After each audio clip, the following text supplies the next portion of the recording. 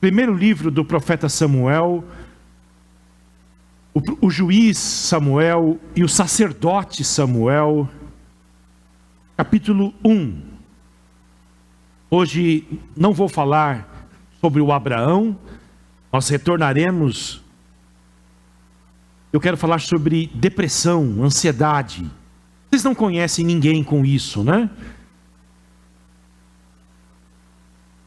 Dor na alma, angústia, medo, pânico. É sobre este tema. E com a graça de Deus, nós queremos compartilhar a palavra com vocês nesta manhã. Primeiro livro de Samuel, capítulo 1. Nós vamos ler do primeiro versículo até o 18º, tá bom? Houve um homem de Ramataim Zofim, da região montanhosa de Efraim, cujo nome era Elcana, filho de Jeroão, filho de Eliú, filho de Tou, filho de Zufi, Efraimita. Elcana tinha duas mulheres. Uma se chamava Ana e a outra se chamava Penina. Penina tinha filhos. Ana, porém, não tinha. Todos os anos esse homem ia da sua cidade para adorar e sacrificar ao Senhor dos exércitos em Siló, onde Hofni e Finéias, os dois filhos de Eli, eram sacerdotes do Senhor. No dia em que Elcana oferecia o seu sacrifício, ele dava porções deste a Penina, sua mulher, e a todos os seus filhos e filhas. A Ana, porém, dava uma porção dobrada, porque ele a amava, mesmo que o Senhor a tivesse deixado estéril. Penina, sua rival, a provocava excessivamente para a irritar, porque o Senhor a tinha deixado sem filhos. Isso acontecia ano após ano. Todas as vezes que Ana ia à casa do Senhor, a outra a irritava.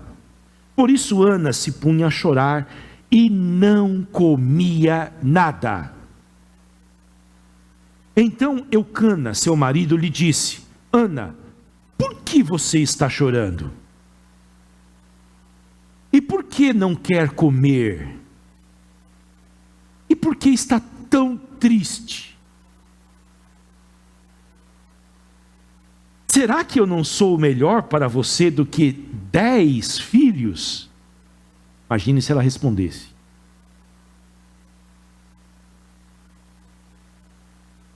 Certa vez, após terem comido e bebido em Siló, Ana se levantou quando o sacerdote Eli estava sentado na sua cadeira, junto a um pilar do templo do Senhor. E Ana, com amargura de alma, orou ao Senhor e chorou muito. Ela fez um voto ao Senhor, dizendo: Senhor dos exércitos, se de fato olhares para a aflição da tua serva e te lembrares de mim, e não te esqueceres da tua serva, e lhe deres um filho homem, eu o dedicarei ao Senhor por todos os dias da minha vida, e sobre a cabeça dele não passará navalha. Mete ao nazinerado, ao Sansão. Outro dia eu explico isso para vocês.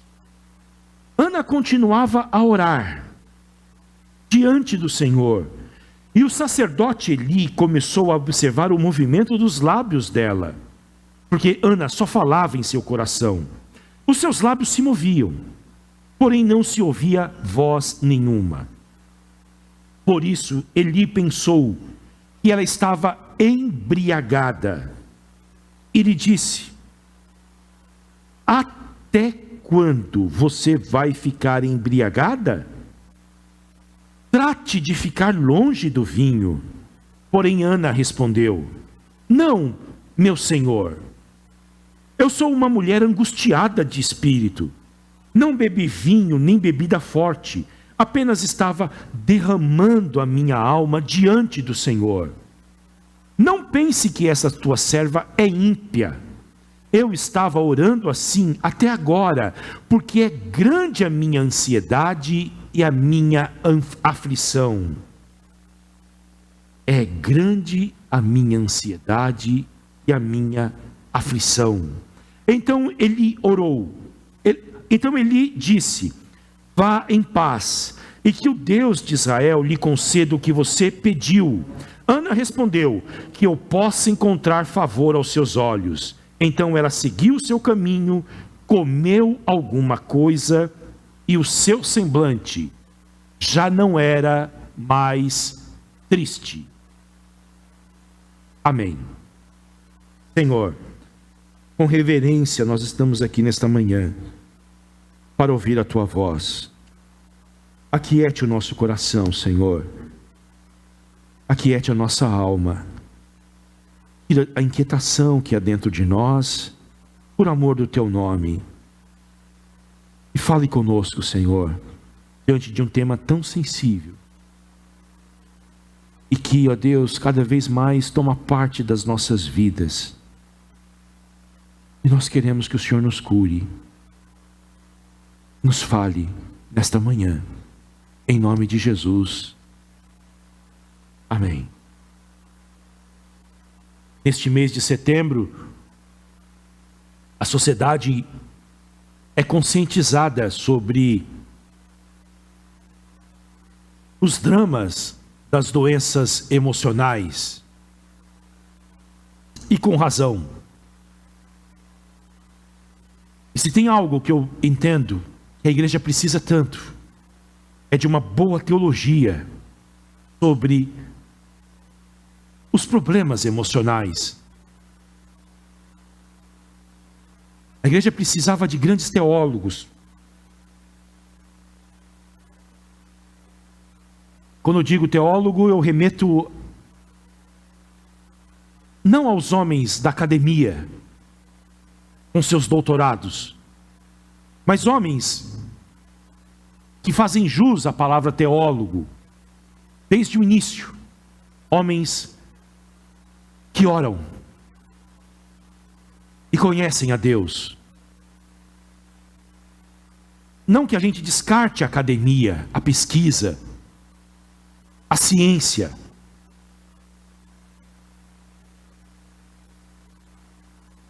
Porque existem muitas feridas no coração do povo de Deus. Da sociedade nem se fala. Por trás de muitos sorrisos que a gente encontra na igreja, há muitos corações feridos, profundamente machucados. Pessoas que estão sofrendo há muitos anos, silenciosamente. Pessoas que estão vivendo porque a graça de Deus está sobre elas em primeiro lugar, mas que elas estão empurrando com a barriga.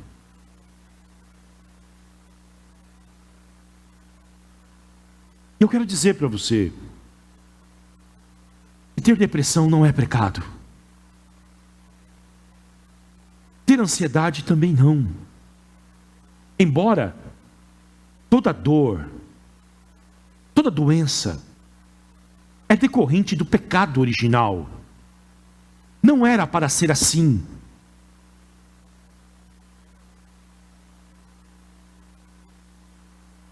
Quero dizer para você que se alguém disser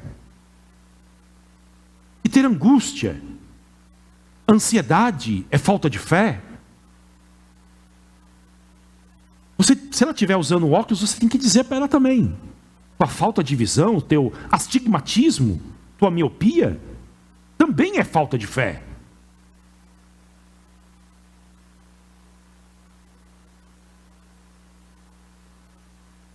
Quero dizer para você nesta manhã que Deus tem cura para você. Quero dizer para você nesta manhã que eu muito cedo tive depressão.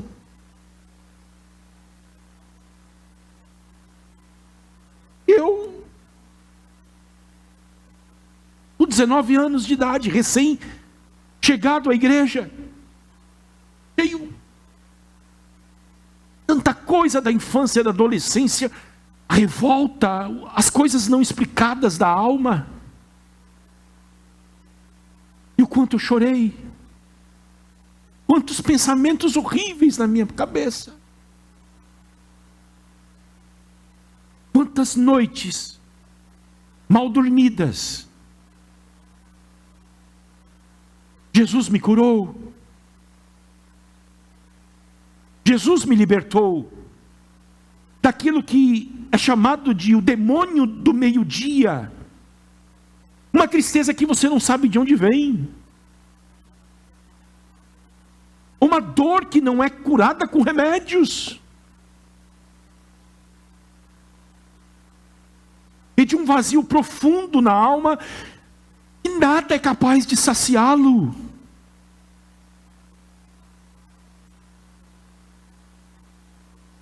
Esse texto que nós lemos aconteceu há 3.000 anos. Mas ele continua tão real para nós hoje. Porque fala de gente que luta com as lutas que nós lutamos também. E o período em que eles viviam é um período tenso, como o nosso. 1 Samuel é um livro de transição na Bíblia. É a saída do período dos juízes de Israel, que durou 350 anos, para o primeiro rei da nação, que foi Saul. É a saída da república para a monarquia. E a Bíblia mostra o que foi esse período para a nação de 350 anos. É muito tempo. No livro de Juízes, no final do livro, há uma informação no último versículo que diz o seguinte: depois de narrar o caos de Israel. Queridos, Juízes é um dos livros mais dramáticos da Bíblia.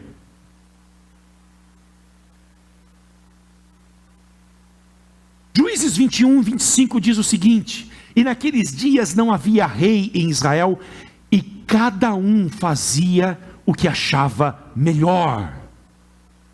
Aqui este texto que nós lemos faz parte deste período,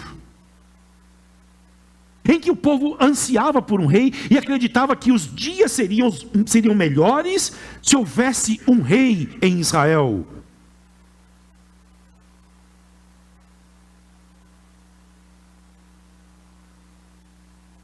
Mas os holofotes da Bíblia saem da monarquia e vai para uma família, para a vida cotidiana. Não vai para um palácio em busca de um rei. Vai para uma casa. E especialmente para uma mulher. Ela é a representante da nação de Israel. Ela é alguém que Deus olha para ela e diz: eu vou usar a sua vida e vou fazer com você o que me apraz, para que você represente essa nação. E ela sofre. E no seu sofrimento não faz sentido para ela perguntar: por que isso está acontecendo comigo? Porque a resposta não está, ela não iria encontrar no porquê isso e comigo. Porque o sofrimento dela é algo maior. Deus está envolvido nisto.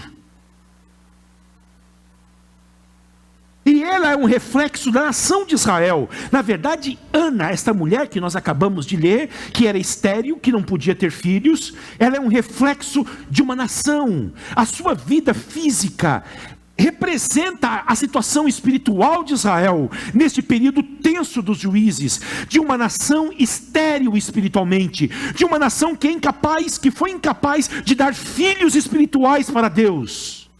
É sobre isso a história da Ana. As nossas histórias, queridos, precisam ter esse significado maior. Nós não somos indivíduos isolados e nós não estamos na vida para experimentar as situações da vida de forma aleatória. Ah, eu fiquei desempregado hoje porque o destino quis isto. Eu fiquei desempregado hoje porque a situação econômica do país fez com que a empresa fechasse as portas. Eu fali por causa disso. Não, existe uma história maior e essa história, Deus está envolvido nela. Israel era a esposa, não conseguiu dar filhos para Deus. E a Ana era essa mulher. Que privilégio que ela tinha, ser usada por Deus, para que através da sua provação, do seu sofrimento, Deus ensinasse a nação de Israel. A sua família. O texto mostra 3 personagens aqui. Eucana, o marido. A primeira esposa, Ana. Ele era um homem bom. Ele era um homem persistente. O texto diz que todos os anos, versículo 3, esse homem ia da sua cidade para adorar e sacrificar ao Senhor dos exércitos. Perseverante. Levava a sua família para prestar culto a Deus. Ele entendia que lá em Siló havia o tabernáculo, havia o altar dos sacrifícios. Ele entendia que que deveria prestar culto ao Senhor. Ele entendia que através do sacrifício que era imolado ali, a esperança dele era renovada, os pecados eram perdoados. Ele entendia que precisava nutrir a sua alma. Era um homem bom, persistente, perseverante. E ele era apaixonado pela sua esposa Ana, a primeira esposa. Entretanto, na incapacidade dela de dar filhos, ele toma uma situação mais fácil. Ele faz algo que é socialmente aceito pelos homens, não por Deus. Ele contrai uma segunda mulher, chamada Penina, cujo nome significa fértil. Ana significa agraciada, Penina fértil. A Penina olhava para Ana e dizia: você é agraciada no quê? O que Deus agraciou você? Você nasceu para ser esposa e ser mãe e você não tem. Eu sou a fértil. Eucana buscou a Penina para lhe dar aquilo que ele queria: filhos. Mas ele teve também aquilo que ele não esperava ter: uma família dividida. Porque lembre-se disso: aquilo que o homem semear, ele vai colher. Semeou na carne, vai colher na carne. Semeou no espírito, vai colher no espírito.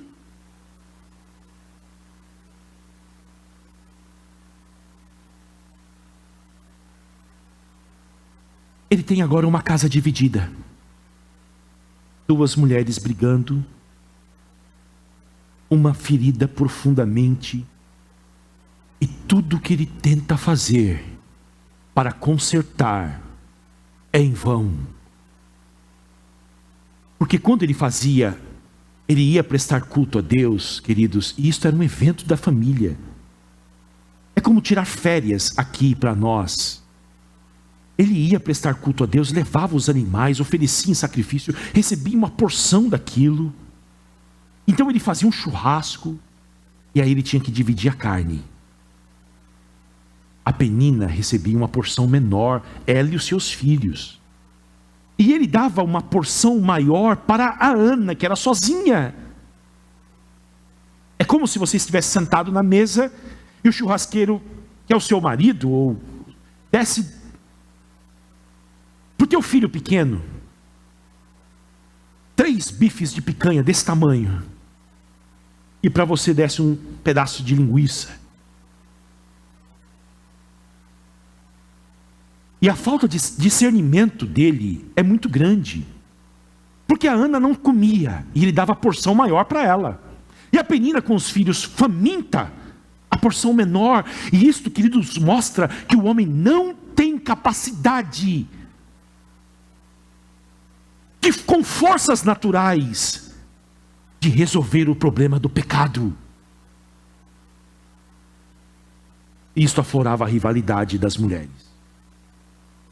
E a Penina é uma mulher cruel. Ela é a mulher que vai na igreja, vai no culto, mas isso não alcança o coração dela. Porque lá no lugar sagrado, ela aproveita para provocar dor maior ao coração da Ana. Você vê que um rei humano não iria dar jeito no drama desta família.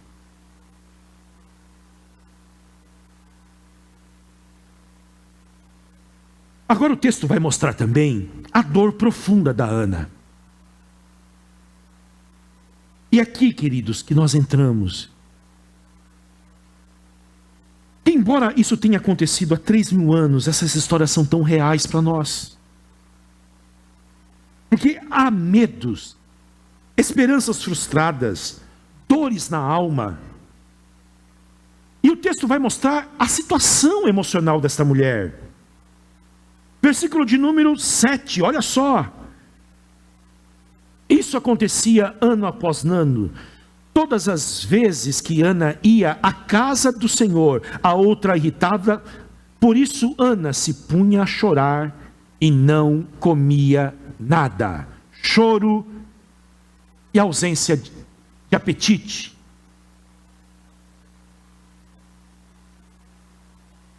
Ela está quebrada demais, as palavras são fortes demais. Olha agora no versículo de número 10. E Ana, com a amargura de alma,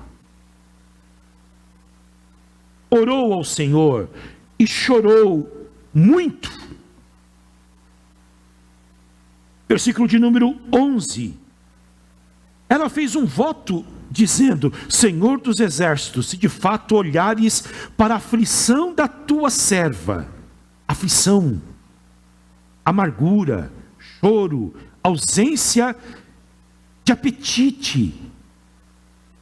Versículo de número 15. Olha o que o texto vai falar. Porém Ana respondeu: não, meu senhor, eu sou uma mulher angustiada de espírito.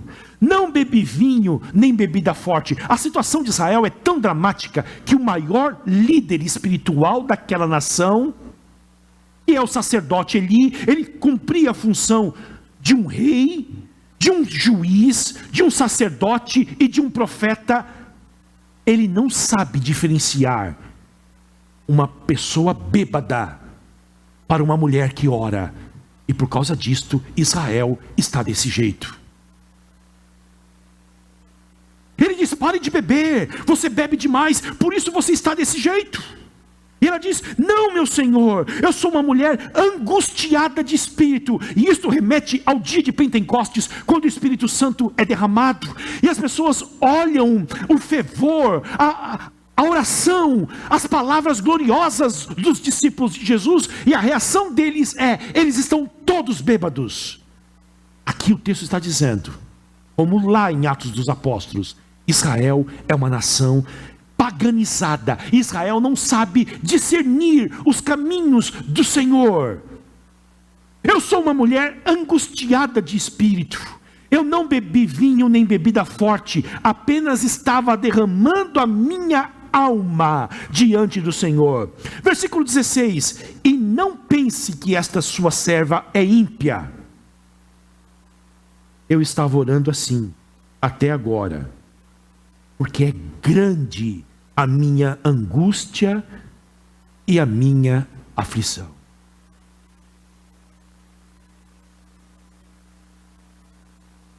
Grande.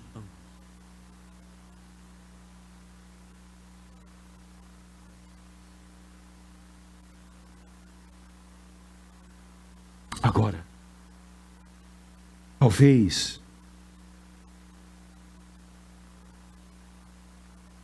o que você precisa observar em tudo isso que nós lemos é uma coisa: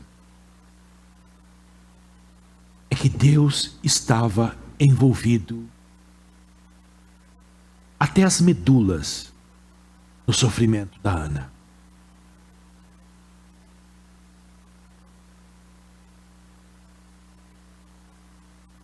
Versículo de número 5.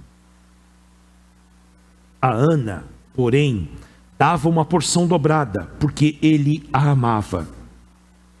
mesmo que o Senhor a tivesse deixado estéril.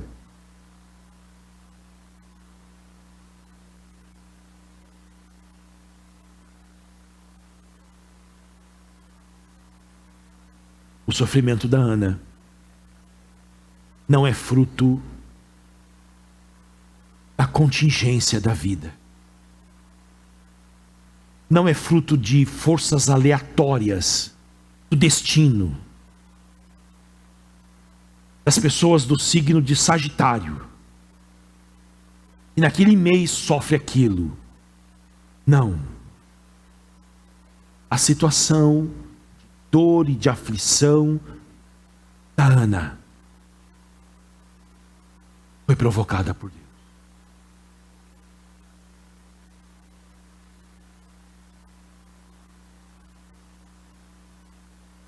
Nós, cristãos evangélicos, tradição reformada como nós somos, presbiterianos, não deveríamos nos assustar com a doutrina da soberania. Pelo contrário, essas informações bíblicas deveriam trazer consolo para nós no sofrimento. Porque se é o Deus da Bíblia que trouxe esta dor para Ana, se é o Deus da Bíblia que está envolvido com as nossas vidas, trouxe esta dor para Ana, é o Deus que sabe trabalhar com esta dor e usará esta dor para a sua glória, e sobretudo é o Deus que está profundamente envolvido com nós, as cicatrizes dele, as mãos furadas, o seu lado perfurado por uma lança, mostram o quanto este Deus nos ama. Não é um acidente de percurso. Foi Deus quem trouxe a Ana a aflição, as lágrimas, as angústias de espírito, a ansiedade profunda. E é este mesmo Deus que esteve envolvido com ela. Ele ama a Ana. E a Ana sabia que Deus amava, porque a Ana, embora não tivesse conhecimento de Jesus Cristo e da sua cruz, a Ana sabia a história da redenção. A Ana conhecia muito bem este Deus que foi lá no Egito, escolheu este povo, tirou este povo com mãos fortes de lá e os levou à terra prometida. É o Deus que enviou seu filho para morrer na cruz por nós. Portanto, Ele nos ama, Ele sabe que a dor pode nos fazer bem.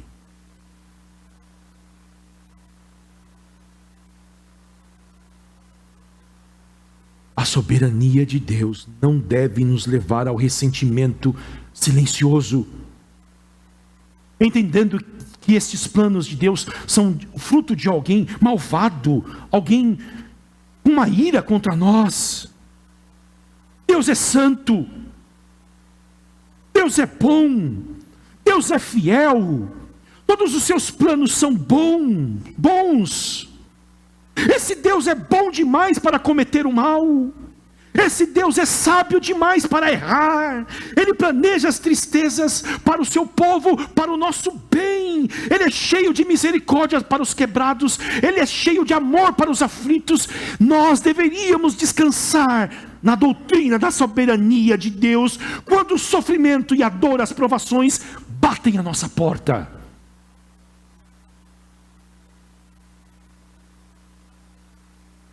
A Ana aflita, mal compreendida pelo marido. Ana, por que você faz isso? A gente precisa tomar muito cuidado, né? E a gente erra às vezes ao abordar alguém depressivo. A gente erra. Eu acredito que acho que poucas palavras é melhor, né? Tá aí os terapeutas que tem na igreja, porque o tal do Eucana chega, ele é bem intencionado, ele quer ajudar a sua esposa, mas ele não sabe. Eu não sou melhor para você do que 10 filhos? Ele deveria falar: Ana, você é para mim um buquê de rosas nas mãos e um cartão de crédito ilimitado para ela ir no shopping. Você é para mim melhor do que 10 filhos. Mas a fala dele é o inverso. Pago comida para você, levo você para a igreja, faço isso aqui, não sou melhor. Ela olha assim, vou ficar quieto, tá?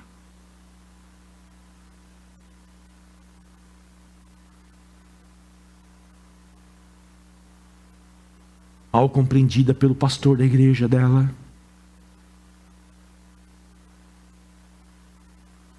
O que ela vai fazer com isso?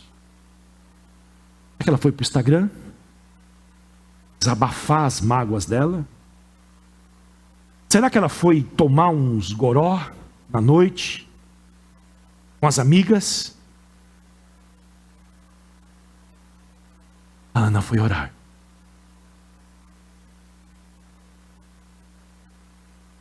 E aqui é que está, queridos, o significado dessa palavra. A Ana foi orar.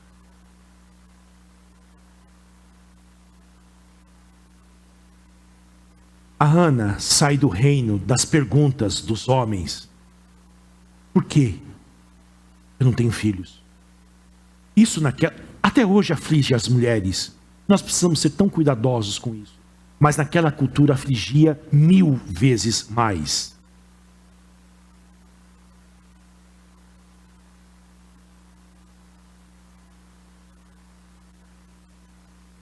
Por quê? Por quê? Por quê, Senhor?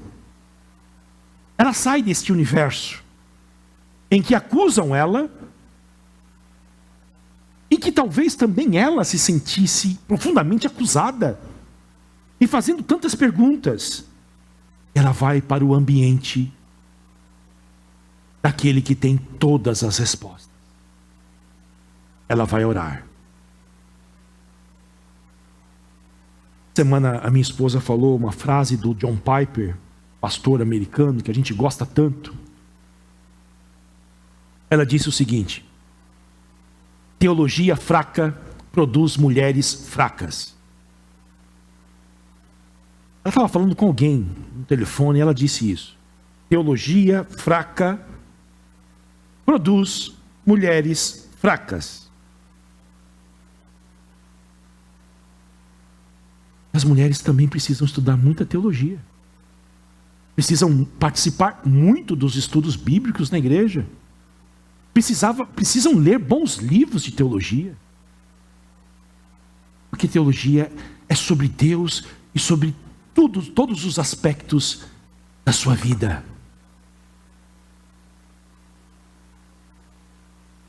E se a teologia vai ser ruim, quando acontecer isto, vai dar tanta confusão.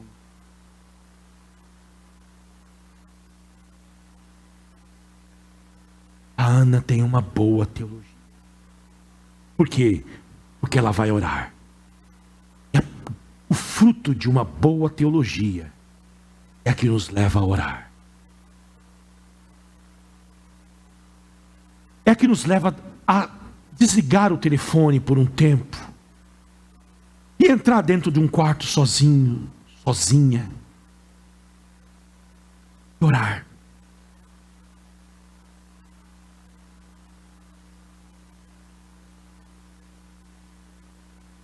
Ela busca o Senhor.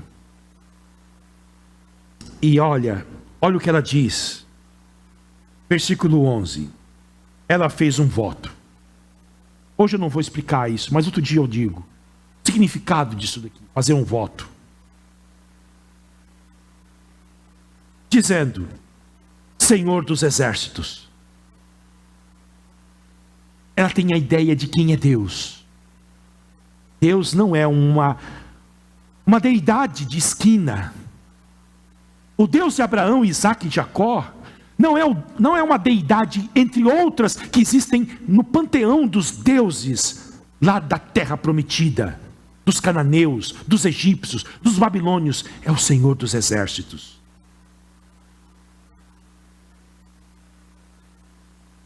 O Senhor fechou o meu ventre Senhor tem todo o poder de abri-lo. Senhor dos exércitos.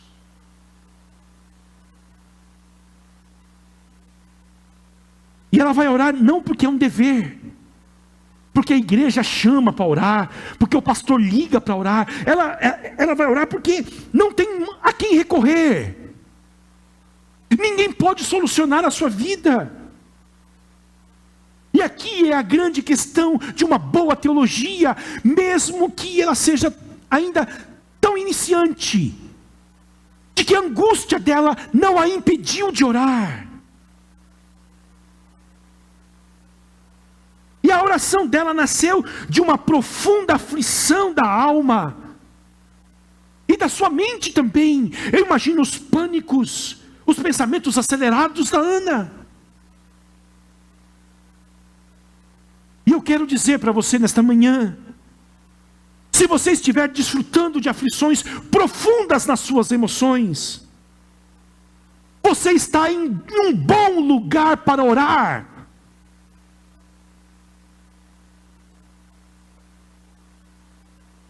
Um dos homens de Deus da história, um dos maiores deles, Charles Spurgeon, sofria de depressão profunda. Há um livro em português que diz Spurgeon e a sua depressão. E uma das frases que me marcou e que eu carrego comigo é que ele diz: todas as vezes que a angústia e a aflição batia na minha alma, eu entendia que isso era um combustível para orar.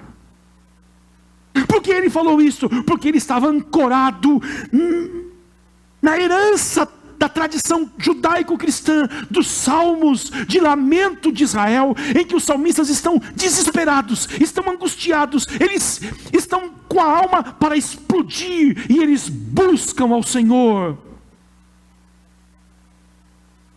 Salmo 42, porque estás abatida, ó minha alma, e porque te perturbas dentro de mim? Espera em Deus, pois ainda o louvarei, a Ele o meu auxílio e o meu Deus. Salmo 142 diz: com a minha alma clamo ao Senhor, e com a minha voz suplico a Ele, e diante dEle eu derramo as minhas aflições.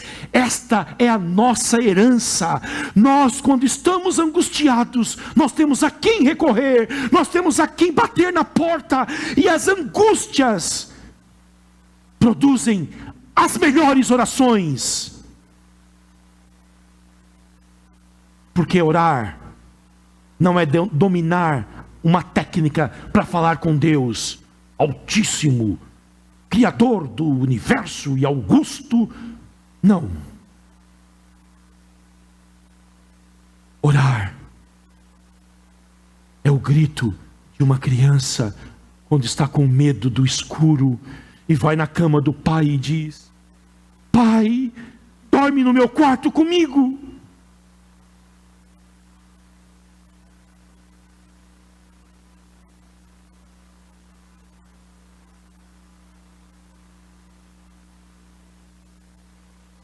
A oração da Ana nasce dali, nasce desse contexto. Porque orar, o que é orar? Versículo de número 15: não bebi vinho nem bebida forte. Orar é isso aqui. Orar é derramar a alma diante do Senhor. E você pode dizer: estou ferida demais, machucada demais, machucado demais, desesperado demais. Eu preciso do teu.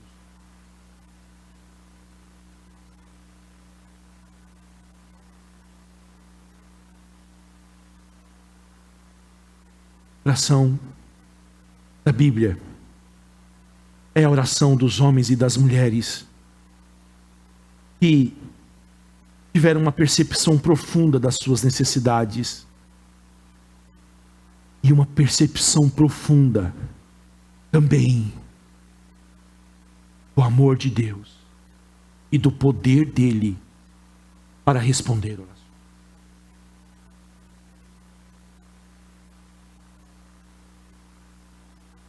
Orar é isso.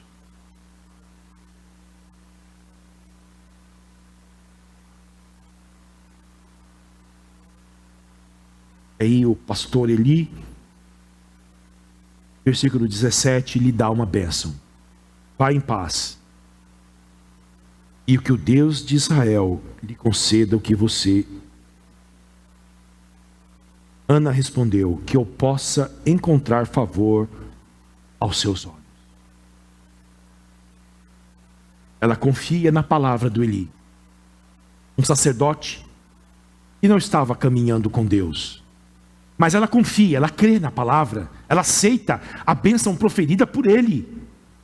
Porque crer na palavra dele é crer na palavra de Jesus que viria 2000 anos depois. 1000 anos depois. Porque Eli ali estava representando o Senhor Jesus Cristo como juiz, profeta, sacerdote. Crer na palavra dele era crer na palavra de Jesus.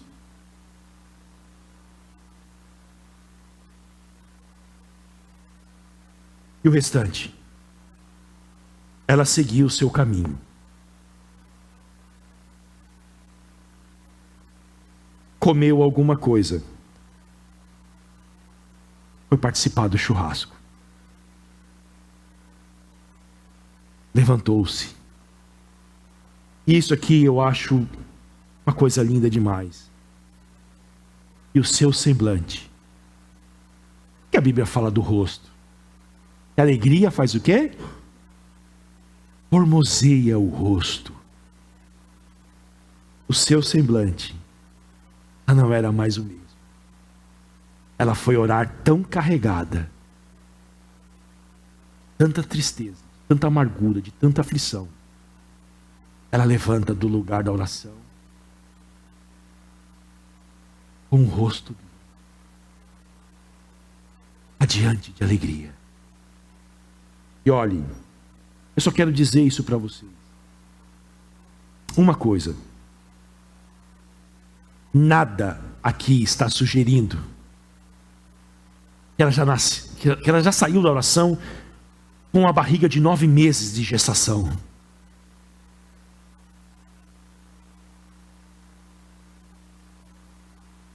Tantas vezes ela pode ter ouvido essa palavra, vá em paz e que Deus responda às suas orações. Mas esse dia foi diferente. Ela orou. E ela demorou na oração. E essa oração era aquilo que nós falamos. Palavras. Palavras. Às vezes não são audíveis. Os lábios dela se moviam.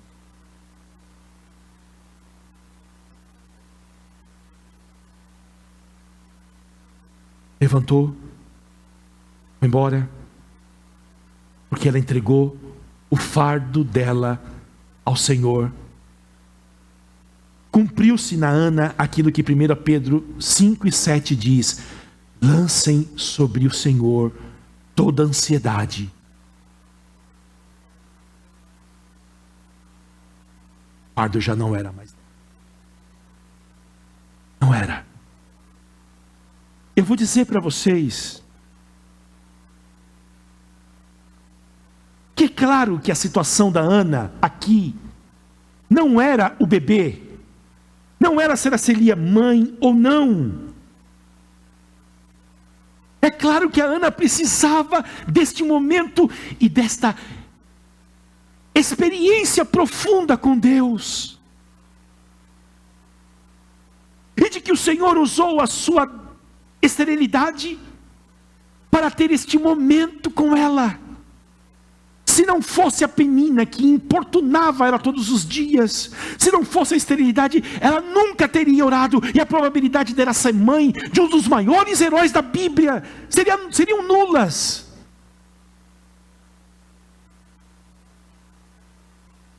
Porque a grande questão é de que a providência de Deus, ela traz uma luz nos lugares escuros. A providência de Deus deixa muito claro para nós que todas as coisas cooperam para o bem daqueles que amam a Deus.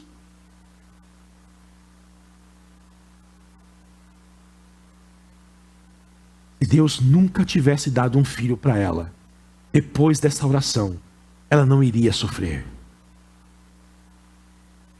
Eu afirmo isso a vocês. Se Deus nunca tivesse, vocês já sabem da história, que Deus deu o filho. E na oração dela, queridos, ela pede o filho e ela entende que aquilo que eu falei para vocês, de que ela faz parte de um plano maior. O filho não é para ela.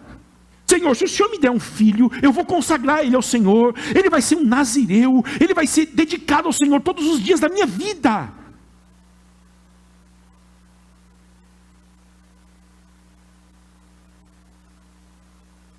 Ela tinha agora o Senhor. E o filho seria uma consequência. Faz dias, e eu vou encerrar com isso aqui, que nós vamos ter um momento daqui a pouco aqui na igreja. Se alguém já puder lá chamar as crianças.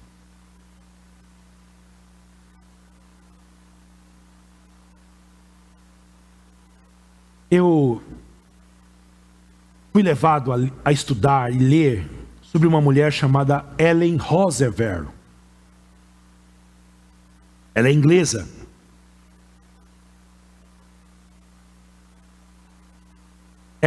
Faleceu em 2017, com 91 anos de idade.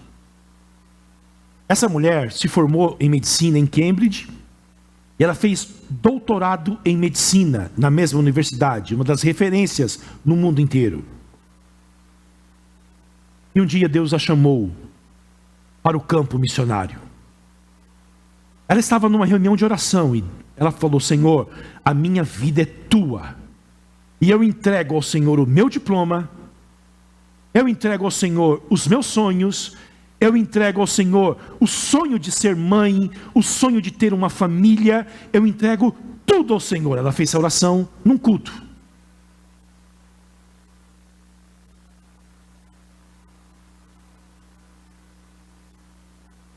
Deus responde às orações, né? Amém. Deus falou amém. Ela foi para o Congo, na década de 1950, e o Congo vivia uma guerra civil. E queridos, os biógrafos dizem que esta mulher foi sequestrada, torturada. E ela conta, ela estava pregando na igreja do John Piper lá nos Estados Unidos. Ela não foi violentada sexualmente, ela foi brutalizada. Essa é a palavra. Depois de construir um hospital, depois de treinar mais de 100 enfermeiras, depois de ensinar a Bíblia para aquele povo, ela sofreu isso. Tiraram ela da Inglaterra, tiraram ela do Congo, levaram para a Inglaterra, e ela ficou quase um ano internada para se tratar de todas as feridas que ela tinha. Chegou um dia, ela procurou a direção da sua missão e disse: eu quero voltar para o Congo. Não, você não vai. Ela disse: se vocês não me enviarem, eu vou sozinho, porque Jesus Cristo falou, não disse que eu deveria sair de lá. E disseram: você está bem? Você está curada? Sim. E foram perguntar para ela como é que isto aconteceu. E ela disse: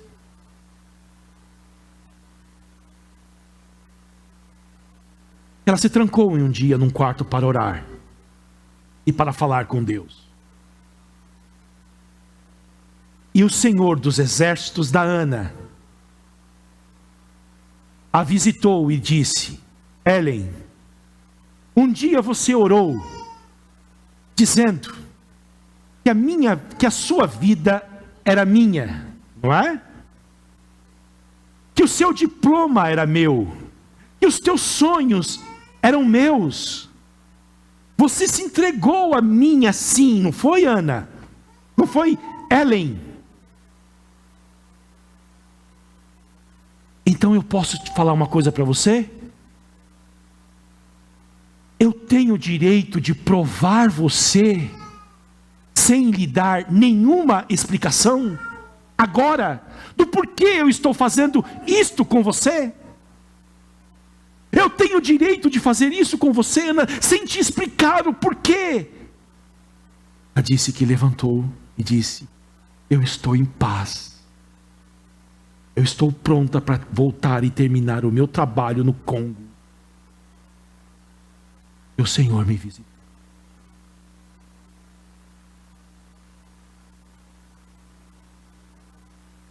Uma paz inundou o coração. Quando isso acontece, as nossas feridas, e na verdade elas se tornam um emblema da graça de Deus.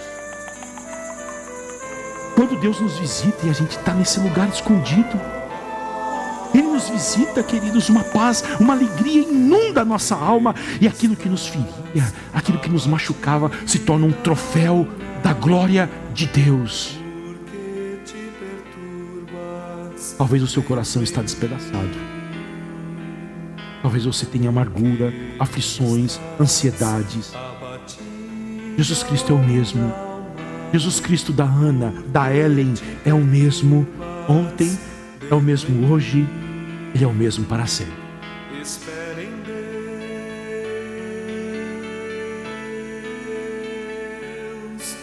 Vamos orar?